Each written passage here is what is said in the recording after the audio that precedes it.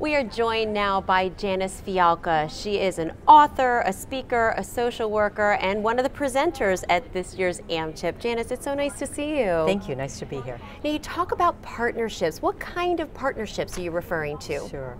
Well, because I'm a mother and a social worker, I sort of bring that perspective. So the kind of partnerships I'm talking about are families partnering with any professional. It could be a healthcare provider, a physician, a nurse, an educator, a social worker. So it's really anytime there are services are needed, parents or families and providers best do that when they can partner together. Now, in your presentation, you used a dance metaphor when you're talking about the partnerships.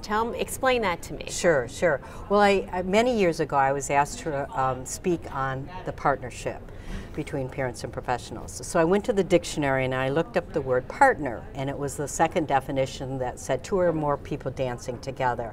And I thought, this is what it's like. When we come together with providers, when we as families come together, we're often not necessarily dancing or listening to the same music.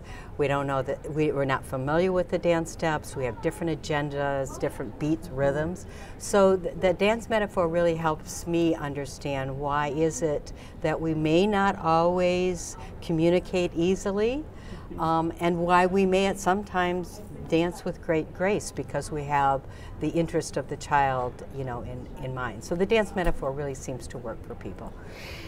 I'm sure that when these partnerships are being built, it can be very stressful times for the families. So what are some of the positive things that come out of having the families be engaged? Yes, right. Well, when professionals are able to truly listen and be present with families, it is an enormous gift. Because initially, when we first learn life-changing news or life-altering news, we're not familiar with it, we're not sure what we're feeling, it could be a range of emotions.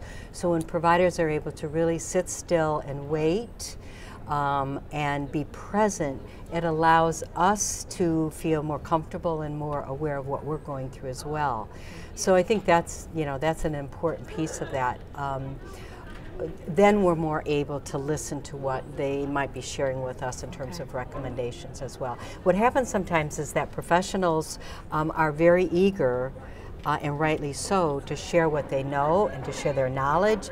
On your mark, get set, let's go, let's take off on this dance. And for family members or the person with a disability, we're not necessarily there. We need some time to get to that place. All right, so that's talking about it from the family's perspective. What about from the professional side? What are some of the challenges when you say, hey, you're a professional, you need to bring this family in and have them engaged? Well, one thing is the professional has to reorient themselves each and every time with every family. So they may, if you will, to use the dance metaphor, do the cha-cha with one family or be present listening with a family that's very eager to learn what's in, what they need to know. And then the next family they work with may be more reluctant, more hesitant, maybe not as comfortable.